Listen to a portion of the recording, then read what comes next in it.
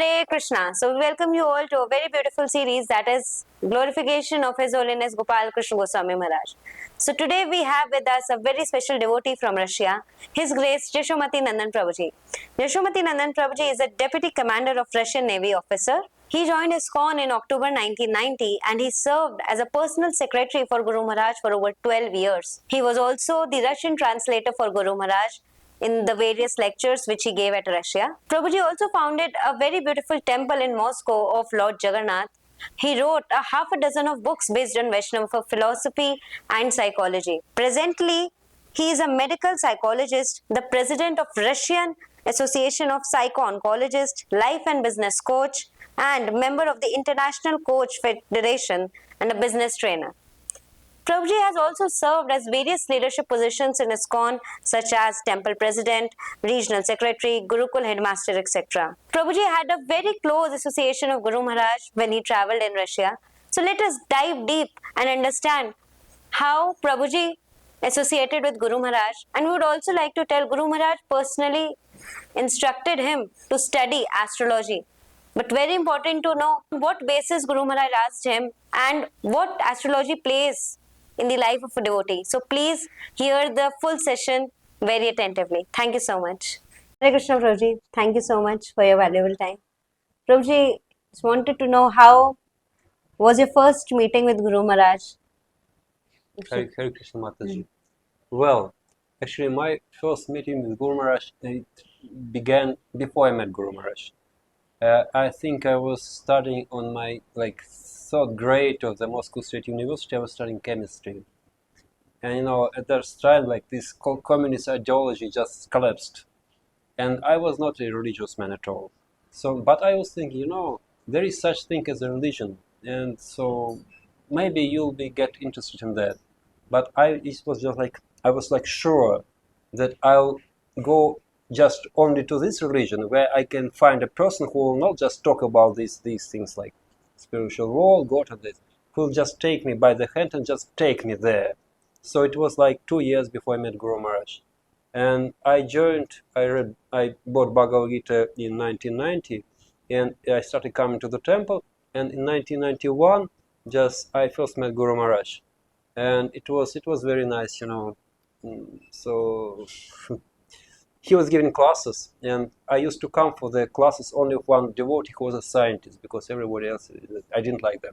He was a physicist, I was a chemist. He also was from the Moscow State University. His name was Vishwamitra Prabhu. He's also our god brother, but he passed away, unfortunately. So, and one day, it was on Thursdays, one day instead of Vishwamitra Prabhu, there was Guru Maharaj. So I started coming for his classes every day, every night. And one day after the class, there was some room in front of it was like big apartment, actually. It's not a temple, real temple.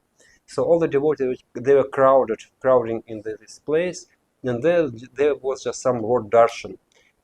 I didn't know what darshan was at that time, just something strange. And just because everybody went for darshan, I decided I will also should go for darshan. So darshan it appeared just like a meeting, personal meeting.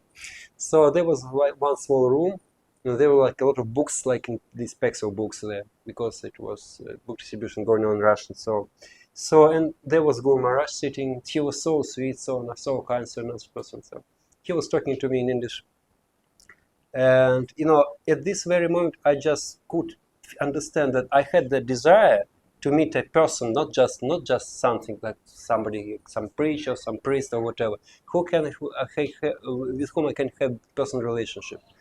So, and it was this meeting, and at that meeting, Guru Maharaj asked me how many rounds I chanted. I told him just few rounds I chanted, and he told me, I have a request to you. What is? Yeah, sure. And he said, please start chanting 16 rounds. If you don't like, you can always give it up. I thought it was good logic. I thought, okay, why not? So I've been chanting for 34 years since that time. Wow. And Krishna fulfilled my desire, because I had desire to have personal association. He even gave me personal association, because since next year, for 12 years, I've been traveling personally with Guru Maharaj as his secretary and translator in Russia. So it was my first meeting. So Prabhuji, as you mentioned, you were traveling with Guru Maharaj and you were the secretary for Guru Maharaj for 12 years. Yeah.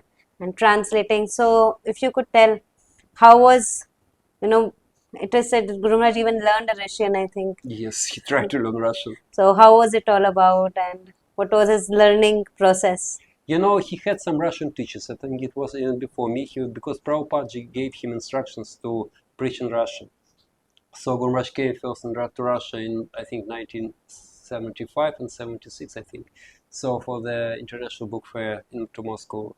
But there, well, after sometimes there was some stories anyway. So then Iskcon was forbidden in Russia in 1982, and when it was like legalized in 1988, he started coming again. So he was learning Russian, but anyway, so it was very nice. Sometimes he tried to speak Russian with devotees, but after all, he just gave it up because I better have a better translator to like translate things properly. So it was like that, yeah. So it was like a very good and nice experience, like 12 years traveling with Guru Maharaj, because one thing, and those times it was different. I just there are so many devotees in Delhi here, but in those times it was different because here there are so many of them, and it's more like official. But at those times, in the beginning, just he was staying in small apartments, and there were not so many, very few devotees, and it was very, very intimate, like a family. So when all the disciples, there were few of them, they would assemble around Guru Maharaj. He was just like a father to them. So, and to have an experience of just being to Guru Maharaj, like just close to him, it was something special. Because sometimes when you see like a person is speaking from Vyasasana, it's one thing. But Guru Maharaj is the same. Doesn't matter whether he's on Vyasasana or in day-to-day life. He's always the same. Very nice. So, Prabhuji, as you mentioned, Guru Maharaj, it was like a family. So, if you would like to share some personal memories of Guru Maharaj during those days at Russia. Yeah. So there were some things, I took initiation in 1992, and I think it was also 1992. Guru Maharaj came. He was in Moscow, and he was giving a class. And after the class, I got a question. I mean, I've been already initiated devotee. So, and the question was just after the class, what are the questions? I said, what is Krishna consciousness? And you can imagine, I've been practicing for 2 years, and I'm asking, what is Krishna consciousness?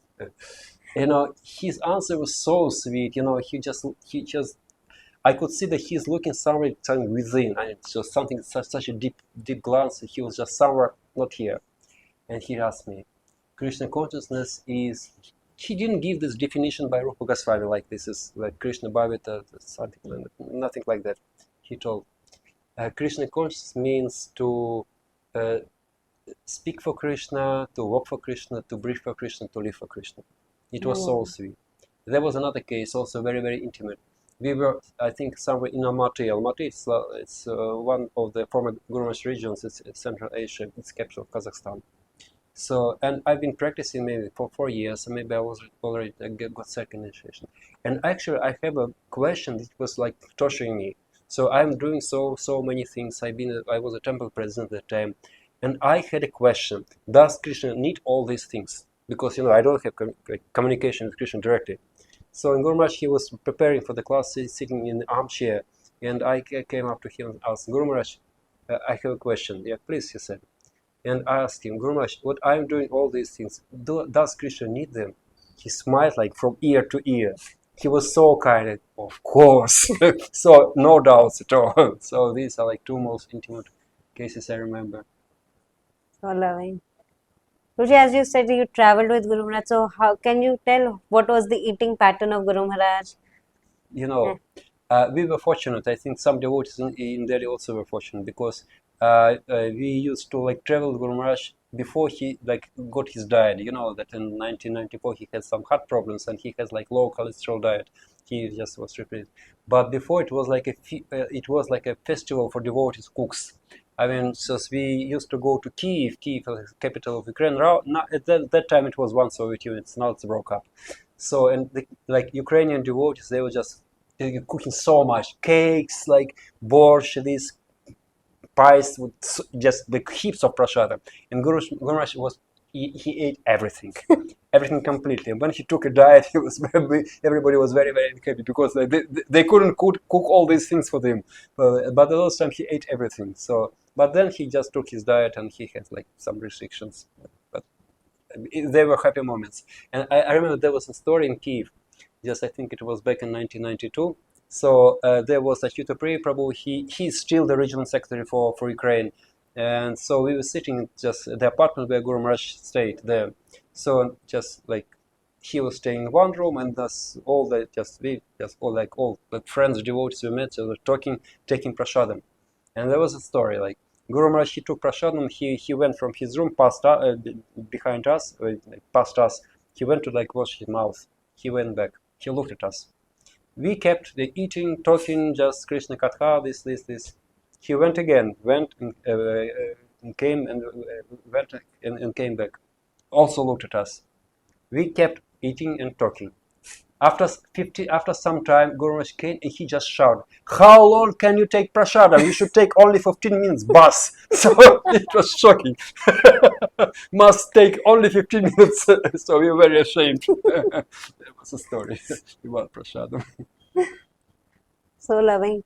Prabhuji, as you said, you traveled. So any airport memories? Yeah, of course. Guru Maharaj, he was always late for any airplane. It was his regular thing because Guru Maharaj, he was all up there for the devotees, and he used to give darshans all the way. And I was a new devotee, so I was worried like it was very mental about this. It was worried like anything because I was his secretary. I felt responsibility that we like catch a plane. So, and one day I remember there was a story like, so usually we would be getting late for checking in, but at that time we were getting late even for boarding.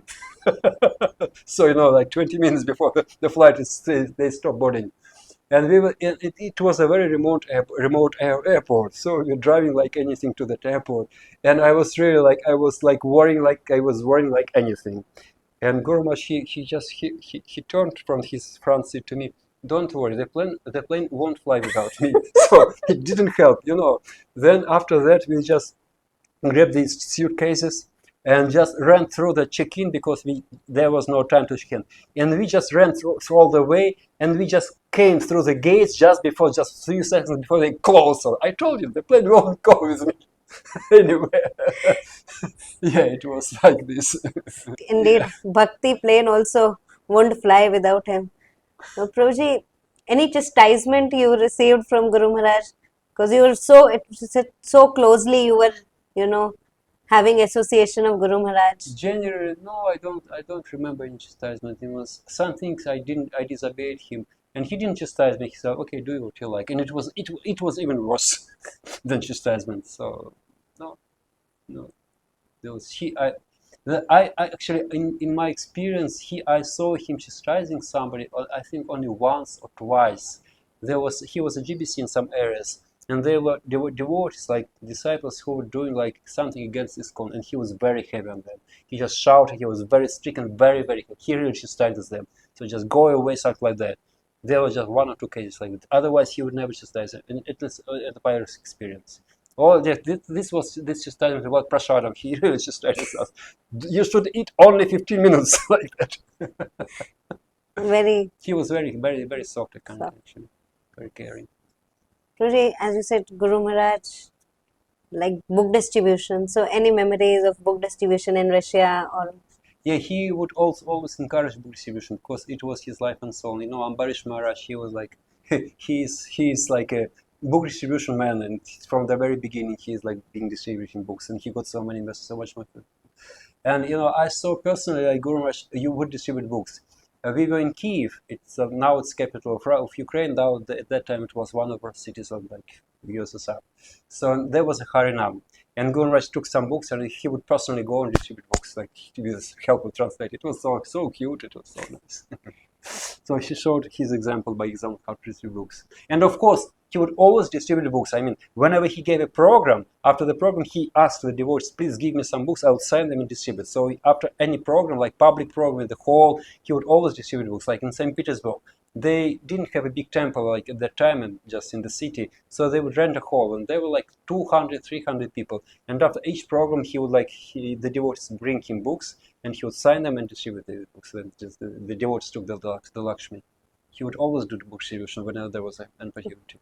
As you told about programs, so I was thinking if you could tell generally what was the schedule of Guru Maharaj whenever he visited Russia, and I think it is the same wherever he is. He would get up early in the morning. He was like, in the beginning, he didn't have personal deities. I mean, I think in 1992, he had just three sets of this like pictures of Radha Bihariji, Shiraz Shyama and the Vrindavan altar, Bombay altar, and like this East of Kalash temple. Radha Yeah, Parsati. Parsaradhi. And he was just worshiping, doing puja. No, he didn't do puja. He actually he chanted all the prayers. It was in the beginning. Then the next, I think, the first deity he got was Srila Prabhupada. I forget in which year it was. So he would get up early in the morning. He would chant his rounds. He would, after he got his deities, he would do his puja. Like it was like the first thing he do. He would chant his rounds, and then he would go on. Yeah, he would go on with his whatever schedule it was, and then in the daytime he would go to for japa walk. Like it was like he was busy from morning to whenever he was like in a big temple, he would go on the altar doing mangalarati. So like nothing special. I think it's the same anywhere. It doesn't matter whether it's in Russia or in India, wherever. Really, what kind of people Guru Maharaj met in Russia? He would meet all kinds of people. I mean, I think in the beginning of 90s, he met Professor Kotovsky. I mentioned there was Prabhuji Vishwamitra Prabhu, but he was also Guru Maharaj's disciple. He was a scientist. He organized a meeting with Professor Kotovsky. For those who don't know, Professor Kotovsky was like a professor who invited Srila Prabhupada to come to Russia. And he took so much risk. There was a dialogue between Guru Maharaj and Professor Kotovsky. And Professor Kotovsky said that there was so much risk because of the KGB and so, because religion was under ban. No, not under ban, it was not in favor in Russia. So, but still, there was a nice meeting. So there was some, I think there are some pictures of Guru Maharaj and Professor Kotovsky and Vishwamitra Buddha. And he would meet so many kinds of people. I even remember. So all kinds of people he would meet. And I remember there was a story in Baku. Baku is the capital of Azerbaijan. It's near Turkey. It's like a Muslim country. And there was one case like, so one journalist came just to speak to him, and he was saying like, what are you doing here? Your Indian religion, our Muslim countries, just talking things like this. And Guru Maharaj, he didn't argue with him. He asked, and they're like famous Russian cakes. Actually, I think you also have cakes now, but they came here from Russia before they were not cakes. So, and he didn't argue with this journalist. He just asked the words, please give him prasadam. They brought some cake, and he was so happy that actually he stopped arguing. Then he came for the morning lecture. So he would meet different kinds of people. Of course, he met different like officials. I was not involved with this because there were some problems with like legal authorities. So he would meet all kinds of people. Really, any personal, things which Guru Maharaj has done for you? Yes, For he gave me one personal instruction which like made a big difference in my life. That's huge difference. It was back in 1991. So I was chanting my rounds already, and I think he came in summer. After graduating, after finishing my MSc in chemistry, I started working in the university. And my work was just research was connected with computers, and the computer was broken at that time, so I had nothing to do there. Basically, just out of boredom, I started learning French and German. So, and then Guru Maharaj came, and just as always, he was asking me how I was doing, like things I don't. So I'm just learning German, French, and he told me, you will never need these languages in your life. You better concentrate on the English and just learn the Sanskrit. That's it. So I took this instruction very seriously. Because I didn't have too much to do in the university.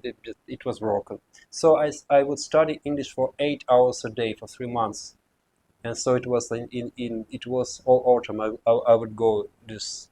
I would like translate Guru's lectures from the recording. So, and when Guru Maharaj came again, In those times, Guru Maharaj regularly would come to Russia like for 3-4 times a year.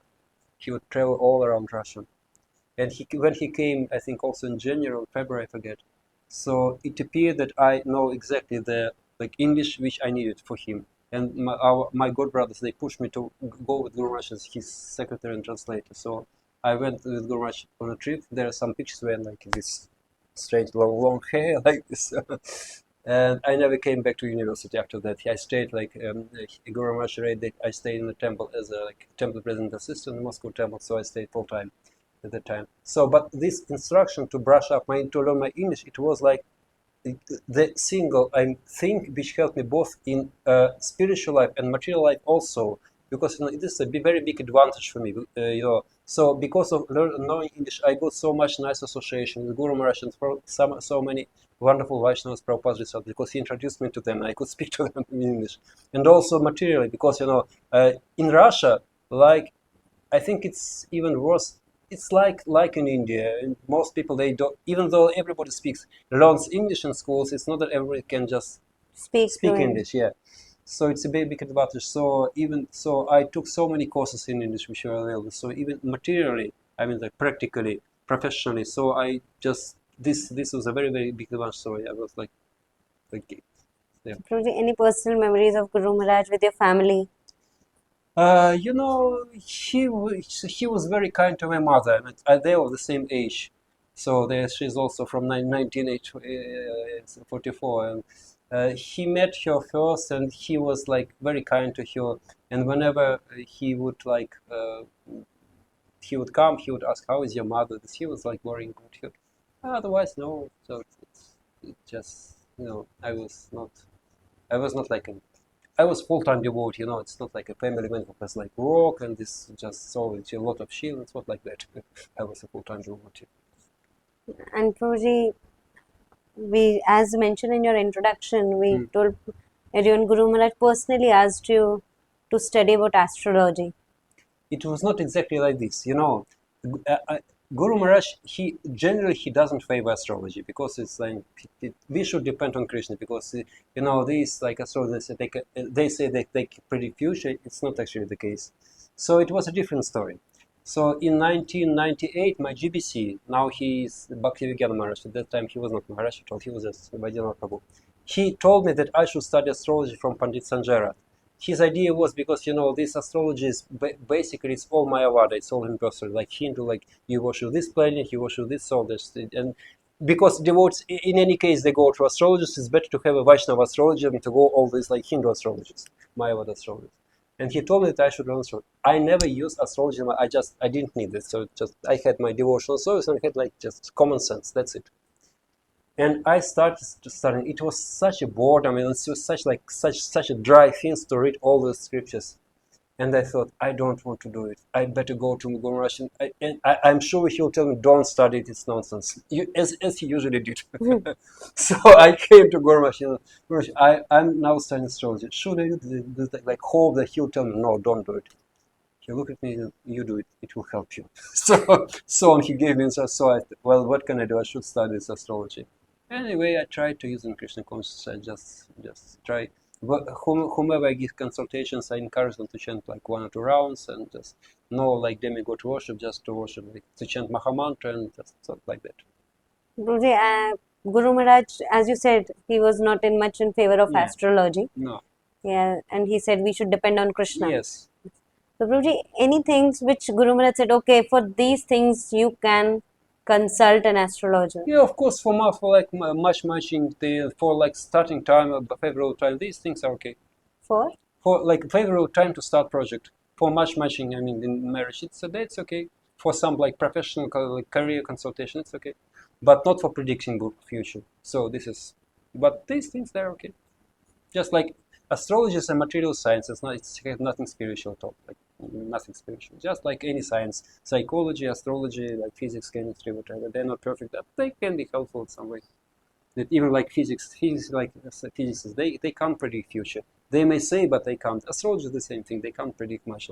So It has some use, but not that, as much as people believe in it or they advertise it. So it's just one of the material sciences. So we can understand that Guru Maharaj wasn't in favor of astrology. He No, just no, wanted no. that okay for basics. Yeah, just basic, It's just common sense things. And it's not that I should calculate.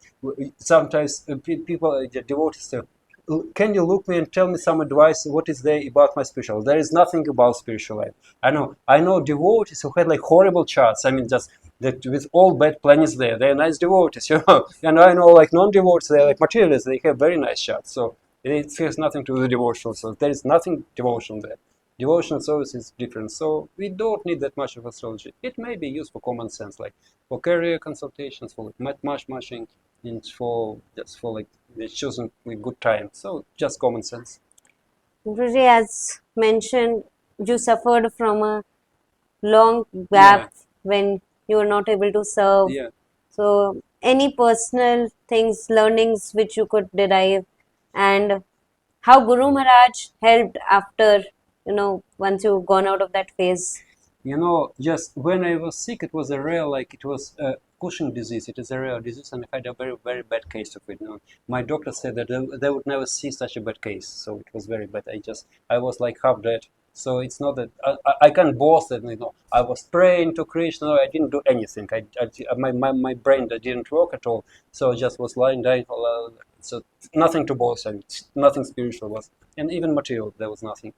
And you know, after some time, like Krishna arranged that they invented some medicine. And I know devotees told me that Guru Maharaj would always ask how I was, and he would send devotees to me. And he was praying. Somebody told me that Guru Maharaj said that if he overcomes this thing, he'll be very, very nice devotee. He'll be perfect after that. So. And in 1970, I got sick in 2010. In 2017, they invented some medicine for that disease. So I started taking, and there was Vyasa Puja Guru Maharaj in 1970 in Moscow, and I was able just before I wasn't even able to walk. I mean, just everything just collapsed, everything. So I came to Guru Maharaj Darshan. And he was so happy that I was recovering. So I recovered like in 2 3 months, and he was very very happy. So and he was praying for me. He was also he is very caring, and he was very happy that I recovered from this thing.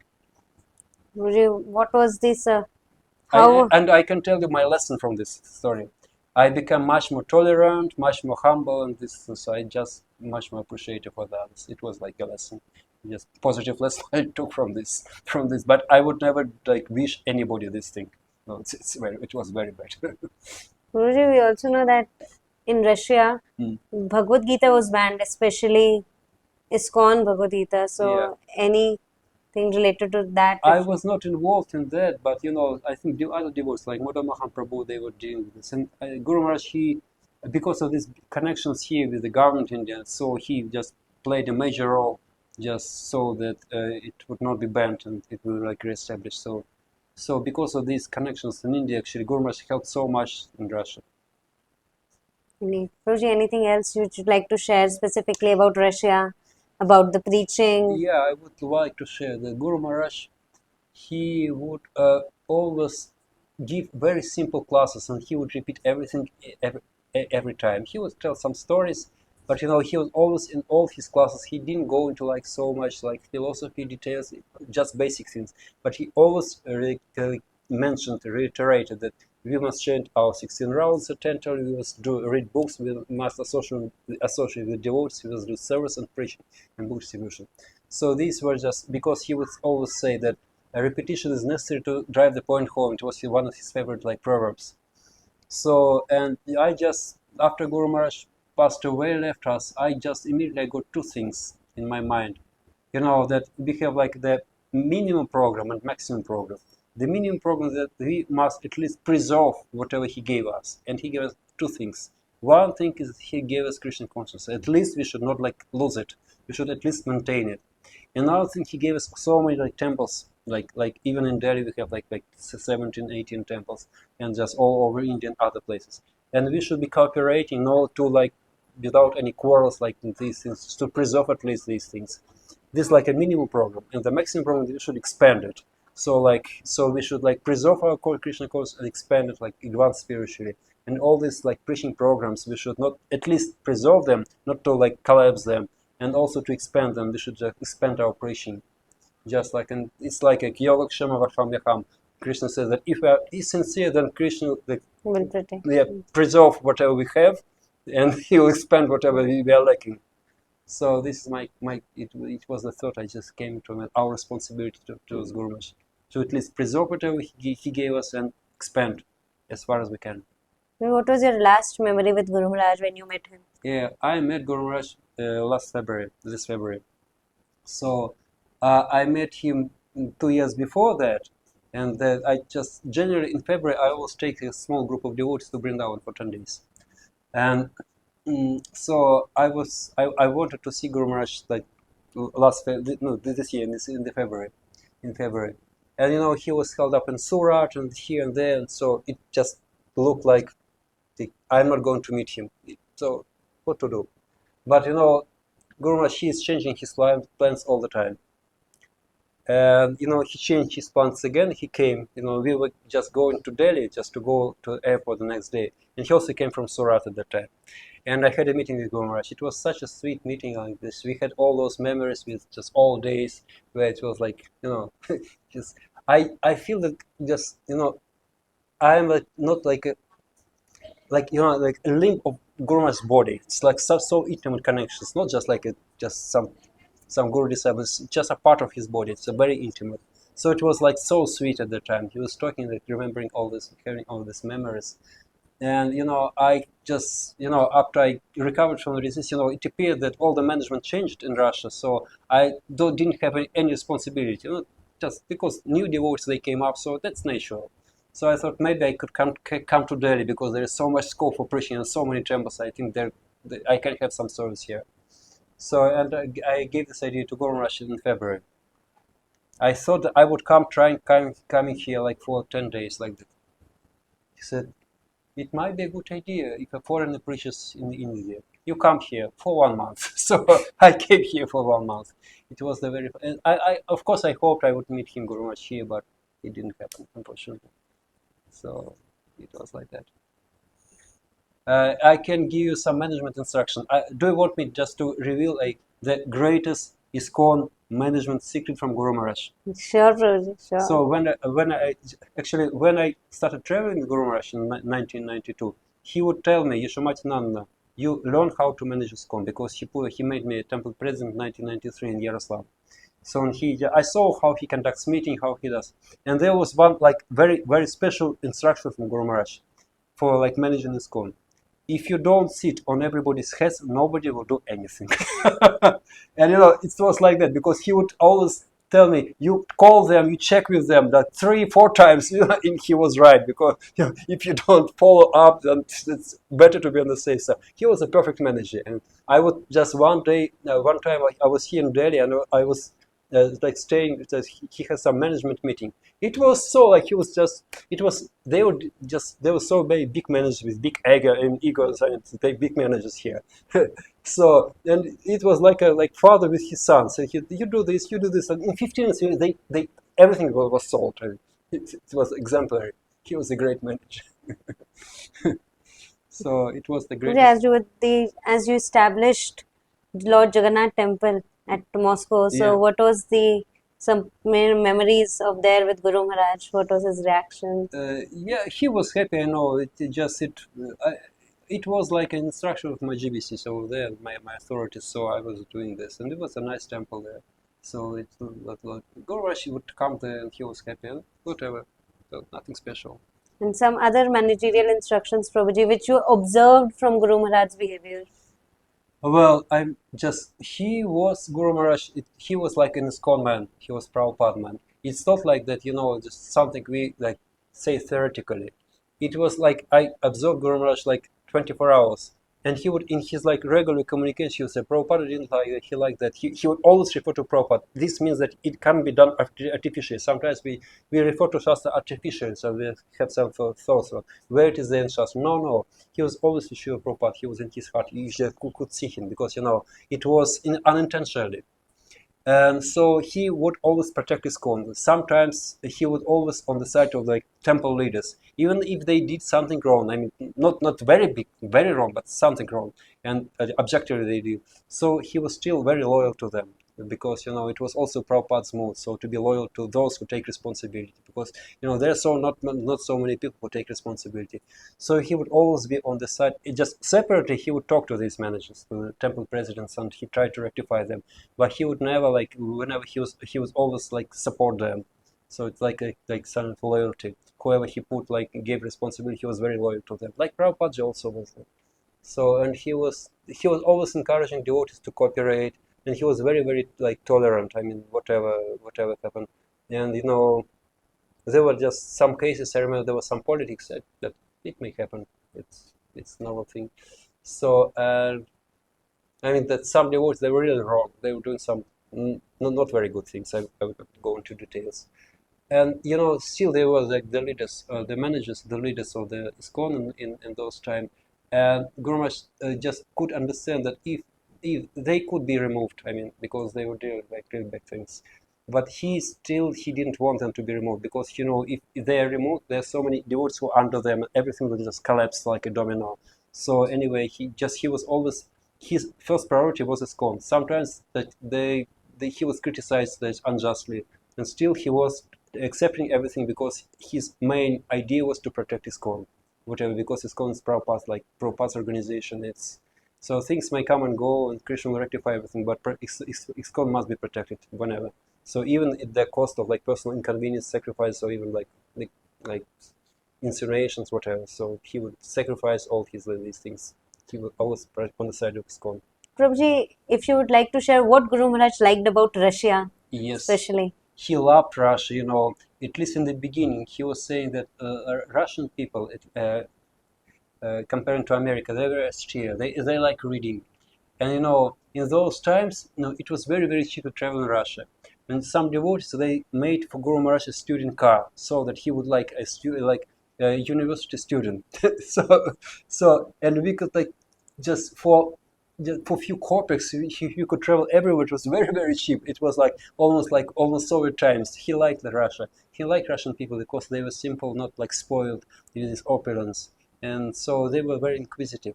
So he praised communism. He said that communism was great, except for one thing they didn't like say about God. Otherwise, it made people simple. So he likes like Russian. It was like this. Any memories related to morning walks? Guru Maharaj is very firm for his morning walk. Yeah, he would walk not only in Russia. He would not do the morning walks. He would do his walk whatever there was time, because in the morning he was doing his puja, then he was giving classes. Like for usually he would give like kirtan for like 1 hour and a half before the class. And I don't know where he got so much strength. And he was standing kirtan like everybody was dancing like crazy, like for 1 hour and a half. And then he was giving class like one hour, 1.5. And then in the daytime he would go like for the japa walk. And I remember two stories. Whenever he would meet some like animal, like dog or like some cat, he would say Hare Krishna, Hare Krishna. It was so cute. And I remember there was also another story. There was like a pond over there, and there were some people fishing, and he would always tell, go and tell them, you fish now, you fish them, tomorrow you'll be fished. And devotees, they felt like awkward, it's just some guy on the street, it's just somebody, some Hare Krishna comes to him and just saying like this, that he was very sweet. Go and tell them that you'll be fished tomorrow. And also, he was very kind to all these like animals. I remember we were going from the airplane to the airport by bus, to the airport. And I saw on the rail, there was some very strange creature, like some small insect with huge eyes like this, and very long like this viscous. It was like looking everywhere. And Guru bent to it and said, Hare Krishna, Hare Krishna. It was so cute. I mean, he was very kind to everybody, to animals. He would tell everybody Hare Krishna. Hare Krishna. So, Prabhuji, any instructions which Guru Maharaj specifically gave about chanting? About chanting, yeah, I can tell like a different story about chanting. At some point, I used to travel with Guru Maharaj. At some point, I thought I should chant 64 rounds. So I thought it's like we know all the story that Prabhupada gave us as a concession 16 rounds. I think, no, I will chant 64 rounds. And I'm quite fast, so I was managing to complete my rounds and to still travel with Guru Maharaj and do all my service.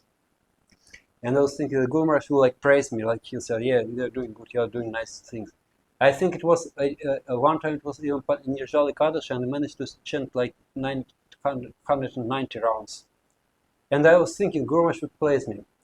But he didn't say anything at all.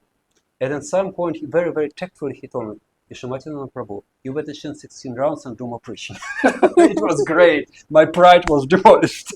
So I chant now 20 rounds anyway, because there are 20 pieces on the counter. So I do more preaching.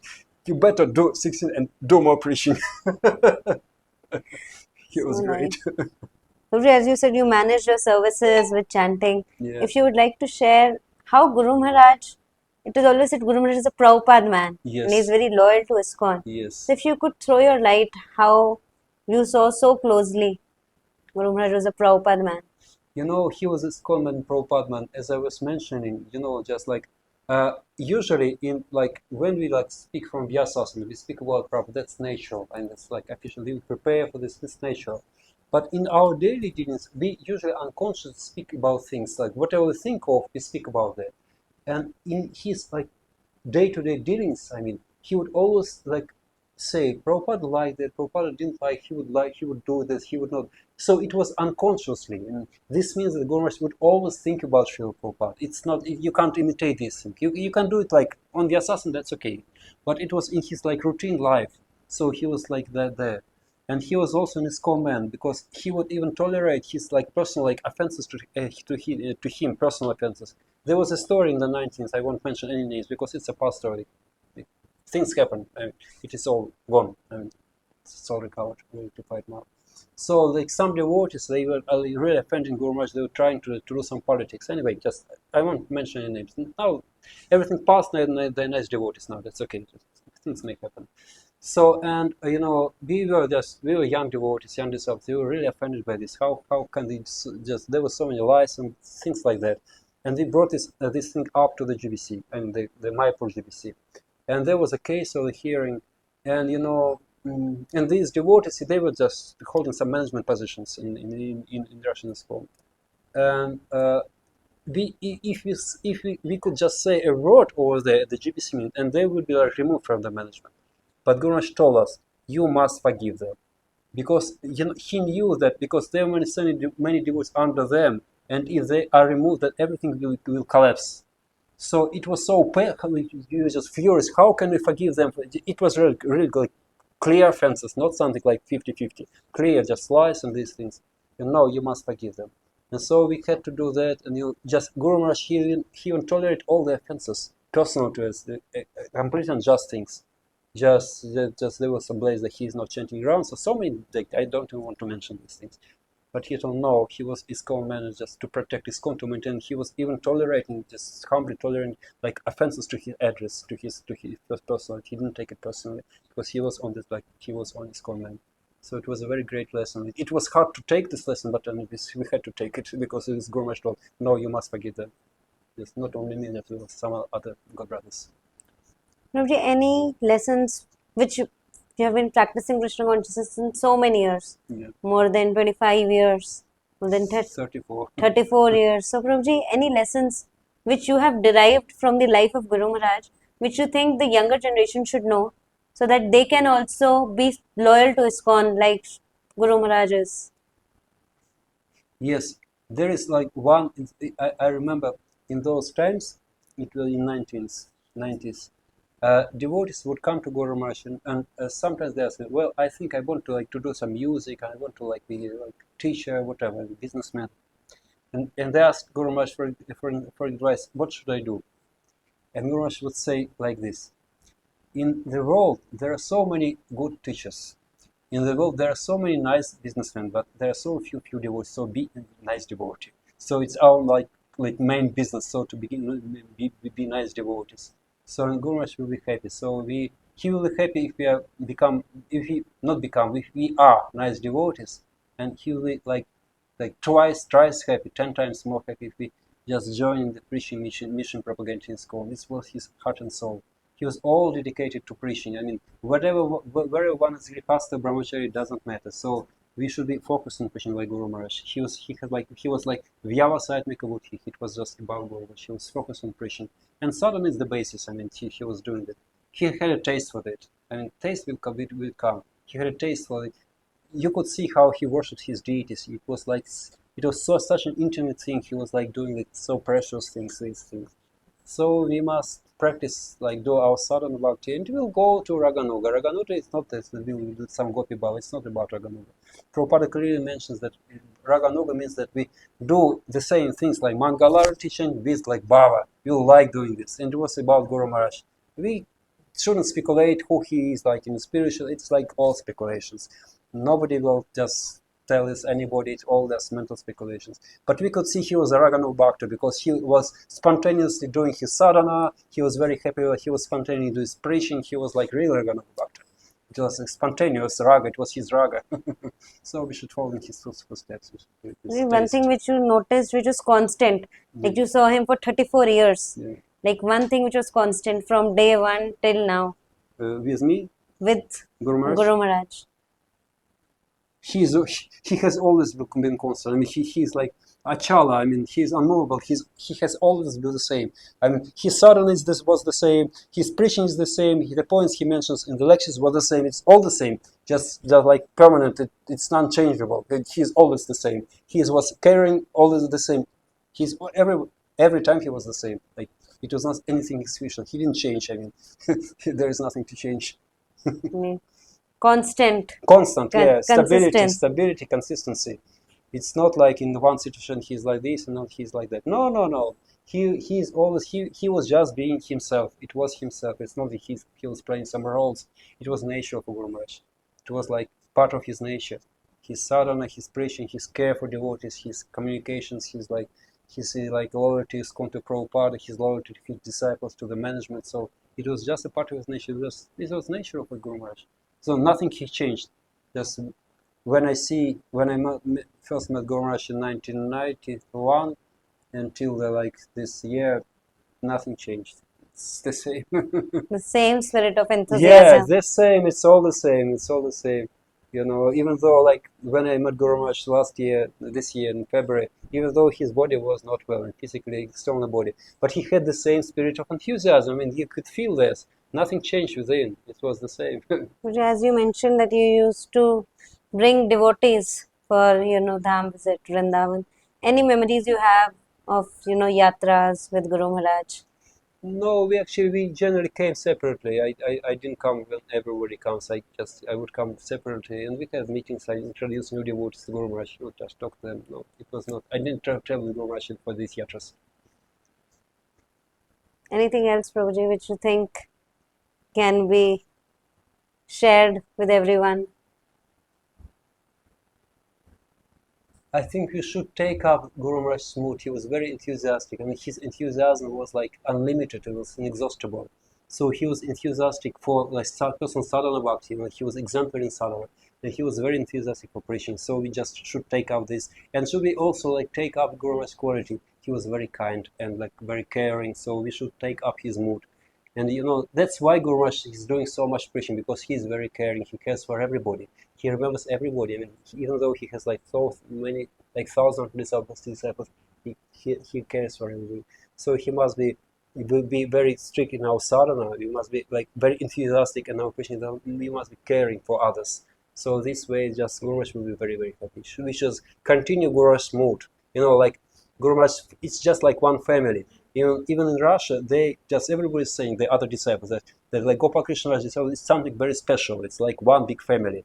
And Guru Maharaj is like our father. And he's always with us. It's not that he went. He's always with us. He's always in our hearts, and just we remember his instructions, his memories. So he's still with us, because all the disciples, they imbibed his mood. I mean, they also like him, like Guru Maharaj. So he taught everybody by his example. So we should take up his example and just go on like that. Thank you so much, Roji. I'm sure you must be having more and more memories. With time, we'll have more and more such series, and would love to host you once again. So thank you so much, everyone. Thank you. Hare Krishna. Hare His Krishna. Holiness Gopal Krishna Goswami Maharaj ki Jai. Jai. Jagat Guru Srila Prabhupada ki Jai. Jai. Would request you all, please like, share and subscribe to the channel, and would request ki please share this nectar with everyone so that glories of Guru Maharaj can be known to everyone. Hare Krishna. Hare Krishna.